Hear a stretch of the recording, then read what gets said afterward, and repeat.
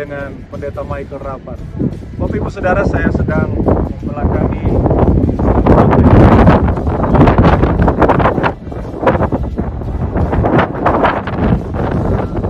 Gunung Kalabat, gunung yang sangat indah. Saya berdiri di satu bukit dan mengingatkan saya dengan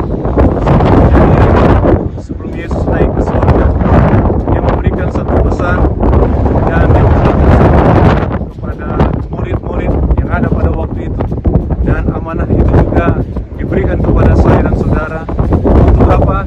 Kita lihat di dalam Matius pasal yang ke-28 ayat yang ke-19, dikatakan, pergilah dan jadikanlah semua bangsa murid.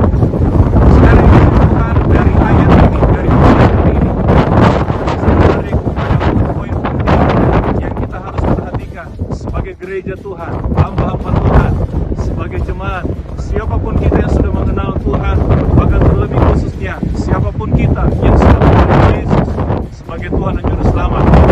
Poin pertama, saudara, ayat yang bicara tentang bahwa penginjilan adalah perintah Tuhan.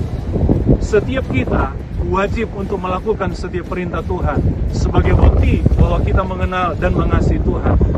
Jadi siapapun saudara, jemaat, hamba Tuhan, pelayan, mari kita mau pergi dan memberitakan Injil, karena itu adalah perintah Tuhan. Yang kedua, bicara tentang ayat Matius 28 ayat 19, adalah bicara tentang keharusan. Bukan masalah tergantung kepada saya mau atau tidak mau, tapi kita harus menyadari bahwa selain penginjilan, memberitakan Injil adalah perintah Tuhan, itu juga adalah keharusan buat saya dan saudara. Bahkan bisa dijadikan itu sebagai kebutuhan dalam hidup kita. Mari kita memberitakan Injil. Kita mau kobarkan api semangat kita untuk memberitakan Injil. Dengan cara apapun kita beritakan kepada orang-orang di sekitar kita. Dengan media apapun yang ada di tangan kita, kita pakai.